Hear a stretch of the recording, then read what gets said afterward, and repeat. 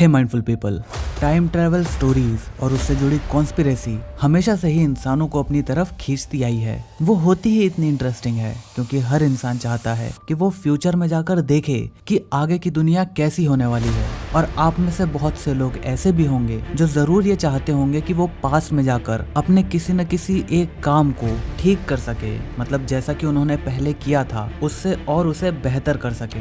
According to the present technology, proved theories और थोड़ा सा कॉमन सेंस हमें यह बताता है कि टाइम एक इरिवर्सिबल साइकिल है। मतलब हम ना तो टाइम में पास्ट में जा सकते हैं और ना ही अपने प्रेजेंट को स्किप करके फ्यूचर में। लेकिन अगर हम अपने एंशिएंट रिलीजियस लिटरेचर और मॉडर्न एरा में कुछ पॉपुलर टाइम ट्रेवल स्टोरीज पर विश्वास करें तो ऐसा लगता है कि शायद ये चीज पॉसिबल हो सकती है। टाइम ट्रेवल मतलब कि टाइम में एक पॉइंट से दूसरे पॉइंट तक किसी ऑब्जेक्ट या किसी पर्सन का ट्रेवल करना होता है। But how it is possible और इज इट पॉसिबल? आखिर हम इंसानों के दिमाग में ये थॉट कब और कैसे आया, और क्या आने वाले फ्यूचर में टाइम ट्रेवल पॉसिबल हो सकता है?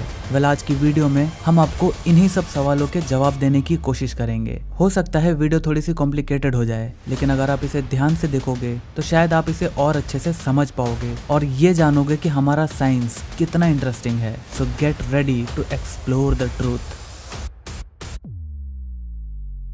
दोस्तों, हमारे एंशिएंट टेक्स्ट महाभारत में भी एक ऐसी ही अजीब घटना का जिक्र हुआ है। ये घटना है बलराम के पत्नी रेवती के पिता कुकुग्मि से जुड़ी हुई। कहा जाता है कि रेवती बहुत ही सुंदर थी और उनके पिता ये मानते थे कि इस दुनिया में उनसे शादी करने लायक कोई भी नहीं है। अब उनकी शादी किससे कराई जाए, इसका सजेशन मांगने के लिए कुकुग्मि और रेवती यूनिवर्स के क्रिएटर ब्रह्मा जी के पास जाते हैं। यहाँ उन्हें ब्रह्मा जी से मिलने के लिए थोड़ा सा वेट करना पड़ता है। जब उनकी ब्रह्मा जी से मुलाकात होती है तो ब्रह्मा जी उनसे एक बात कहते हैं। वो कहते हैं कि यूनिवर्स में अलग अलग जगहों पर समय भी अलग अलग चलता है और according to the general theory of relativity ये बात सही भी है। ब्रह्मा जी ने उनसे कहा कि जो समय उन्होंने यहाँ पर इंतजार करने में निकाल दिया उतने में पृथ्वी पर 108 युग बीत चुके हैं। जब राजा कुकुग्मि धरती पर वापस आते हैं तो सच में वहाँ पर एक लंबा समय बीत चुका होता है, मतलब कि कई युग बीत चुके होते हैं।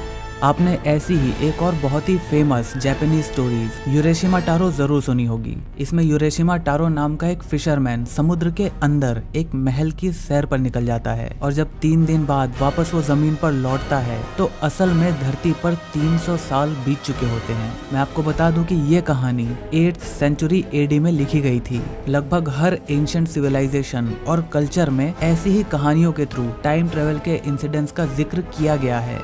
मेडिवल टाइम्स आते आते ये टाइम ट्रेवल का कॉन्सेप्ट साइंस फिक्शन की बुक्स में भी अपनी जगह बनाने लगा। ऐसी ज्यादातर बुक्स में टाइम ट्रेवल को इस तरह से एक्सप्लेन किया गया है कि एक इंसान अचानक से सो जाता है या फिर कहीं गायब हो जाता है और जब वो उठता है या फिर वापस आता है तो कई साल बीत चुके होते हैं। कुछ बुक्स में इसी तरह के अजीबोगरीब तरीकों से पास्ट ट्रेवल भी एक्सप्लेन किया गया है। और अकॉर्डिंग टू सम हाइपोथेसिस अगर हम कभी टाइम ट्रेवल कर पाए तो हम सिर्फ पास्ट में ही ट्रेवल कर पाएंगे, क्योंकि देखो ये बात तो प्रूव्ड है कि जब भी हम किसी चीज की स्पीड को बढ़ाते हैं तो उसके अंदर टाइम स्लो हो जाता है। मतलब अगर मैं एक घड़ी एक रॉकेट के अंदर रख दूं तो वो रॉकेट जितनी तेज चलता जाएगा उसके अंदर रखी हुई घड़ी में टाइम उतना ही स्लो होता रहेगा। और जब वो रॉकेट लाइट की स्पीड से चलने लगेगा तो वो घड़ी पूरी तरह से रुक जाएगी। और अगर हम किसी तरह उस रॉकेट को लाइट की स्पीड से भी तेज चलाने लगे तो थ्योरेटिकली वो टाइम में पीछे जाने लगेगा। लेकिन ऑब्वियसली हम किसी चीज को स्पीड ऑफ लाइट के आस पास भी नहीं ले जा सकते, तो उससे तेज चलाने की बात तो दूसरी है। चार्ल्स डिकेन ने 1843 में आई अपनी बुक अ क्रिसमस कैरोल में अबेंजर स्क्रूग नाम के एक इंसान की स्टोरी सुनाई थी जो टाइम ट्रेवल करते हुए अलग अलग समय में क्रिसमस डेज को देखने चला जाता है। 1881 में famous American author Edward Everett hello ने अपनी बुक हैंड्स ऑफ में एक इंसान की कहानी सुनाई जो असल में एक आत्मा है और जो पास्ट में जाकर इजिप्ट की हिस्ट्री को बदल देता है।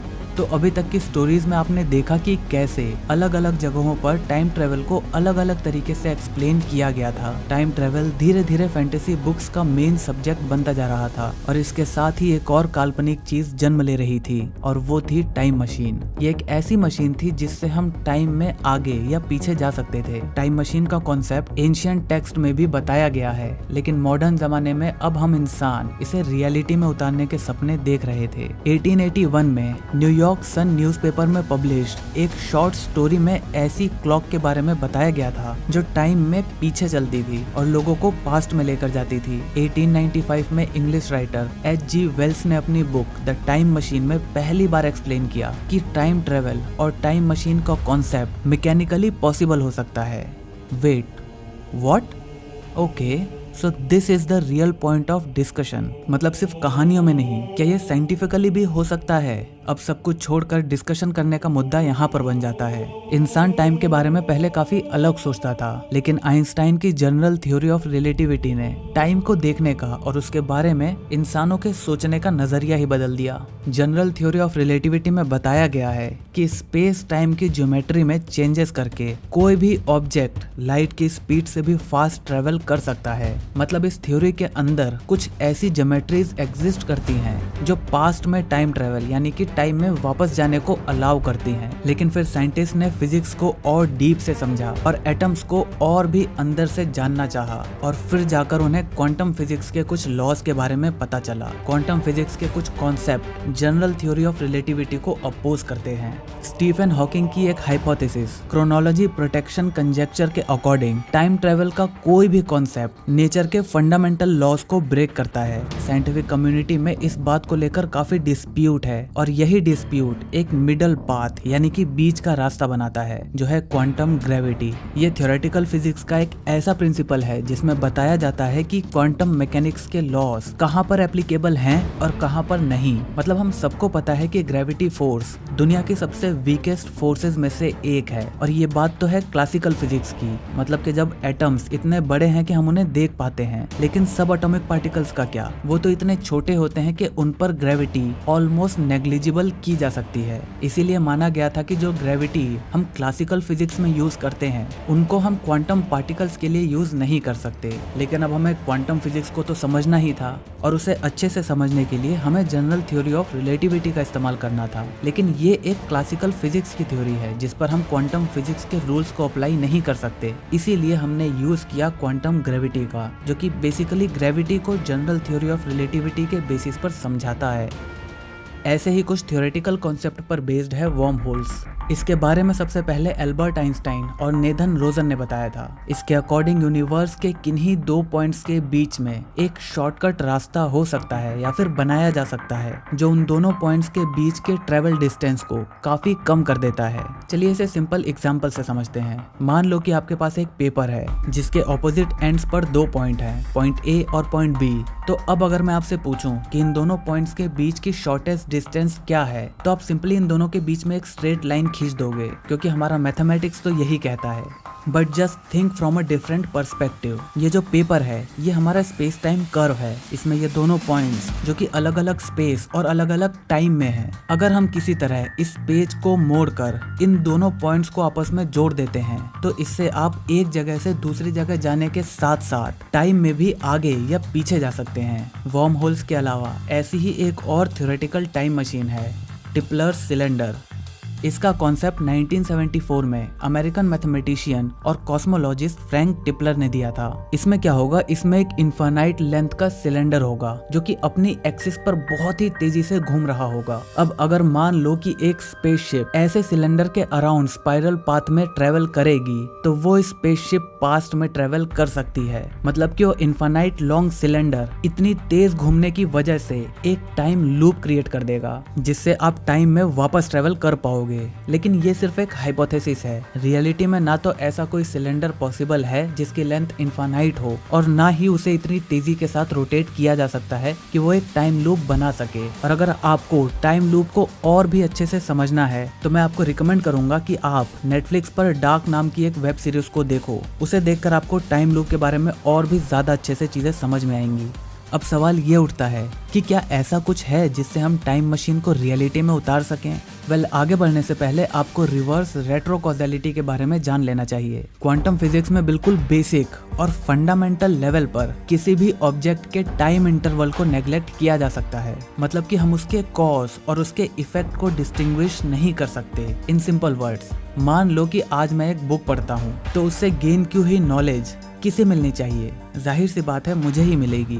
लेकिन वो मुझे, फ्यूचर वाले मुझे मिलेगी, ना कि अभी वाले मुझे। If we are not distinguishable between cause and effect, then मैं आज जो रीड कर रहा हूँ उसकी नॉलेज पास्ट में मुझे भी मिल जाएगी, और उससे जो मुझे नॉलेज मिल रही है वो एक कॉज है, लेकिन इसका इफेक्ट अगर हम टाइम इंटरवल को ही नेग्लेक्ट कर देते हैं तो अब मैंने बुक तो पढ़ ली है, तो अब ये मायने नहीं करता कि वो मुझे नॉलेज फ्यूचर वाले मुझे मिले या फिर पास्ट वाले। तो इसी तरह if we are not distinguishable between cause and effect, then मैं जो आज रीड कर रहा हूँ उसकी नॉलेज पास्ट वाले मुझे भी मिल जाएगी। मतलब अगर मैं टाइम इंटरवल को यहाँ पर नेग्लेक्ट कर देता हूँ और उसकी वजह से जो कॉज है, मतलब जो मैं पढ़ रहा हूँ वो एक कॉज है, उसका इफेक्ट क्या होगा, जो मुझे नॉलेज मिलेगी। तो अगर मैं इस टाइम इंटरवल को नेग्लेक्ट कर देता हूँ तो इसका मतलब ये होता है कि कॉज और इफेक्ट अब डिस्टिंग्विश नहीं किया जा सकते। तो अब अगर टाइम इंटरवल का कोई गैप ही नहीं है तो वो पास्ट और फ्यूचर दोनों वाले मुझे मिलनी चाहिए। समझ रहे हो? अब ऑब्वियसली ये चीज प्रैक्टिकली पॉसिबल नहीं है, लेकिन इस रिवर्स रेट्रो कॉजेलिटी को टाइम ट्रेवल का मेन कॉन्सेप्ट माना जाता है। मतलब अगर हमें फ्यूचर में ट्रेवल करना है तो इसका यही एक सबसे पॉसिबल प्रिंसिपल हो सकता है। कहा जाता है कि वर्ल्ड वॉर 2 के दौरान हिटलर के नाजी टीम ने जर्मनी में टाइम ट्रेवल मशीन को बना लिया था, लेकिन इसका कोई भी प्रूफ किसी के पास नहीं है। समय समय पर अमेरिका और रशिया के भी टाइम मशीन को डेवलप करने की न्यूज आती रहती है, बट ये सारी न्यूज आखिर में एक मिथ ही निकलती है। इसी साल जनवरी में अमेरिकन फिजिसिस्ट रोनाल्ड लॉरेंस ने टाइम मशीन को बनाने का दावा किया था। उनका एक्सपेरिमेंट आइंस्टाइन की जनरल थ्योरी ऑफ रिलेटिविटी पर बेस्ड था। रोनाल्ड ने एक लेजर की हेल्प से स्पेस टाइम को ट्विस्ट करके 2 पॉइंट्स के बीच के डिस्टेंस को मिनिमाइज करने का कॉन्सेप्ट दिया था, लेकिन हमेशा की तरह ये सिर्फ एक थ्योरेटिकल हाइपोथेसिस है और कुछ नहीं। अगर टाइम मशीन बन गई होती तो शायद मैं और आप इस तरह अपने घर पर बैठकर इस बात पर डिस्कशन नहीं कर रहे होते, बल्कि हम पास्ट या फ्यूचर की सैर कर रहे होते। आज टाइम ट्रेवल सिर्फ थ्योरीज में ही पॉसिबल है। पर्सनली मुझे लगता है कि टाइम मशीन बनाना प्रैक्टिकली पॉसिबल नहीं है, अभी करीब अगले 100 साल तक तो नहीं है। आपको क्या लगता है? और अगर आपको टाइम में ट्रेवल करने का मौका मिले तो आप कहाँ जाना चाहोगे, पास्ट में या फिर फ्यूचर में? और वहां जाकर क्या करोगे? नीचे कमेंट करके जरूर बताना। और अगर आप चाहते हो कि मैं इस सीरीज को और आगे बढ़ाऊं और इस टॉपिक को और भी अच्छे से डिटेल में समझाऊं तो आप उसे भी कमेंट करके जरूर बताना। वीडियो अच्छा लगा तो इसे अपने सभी दोस्तों के साथ शेयर करो, क्योंकि हम ऐसे ही ज्ञान बांटते रहते हैं। जय हिंद, वंदे मातरम।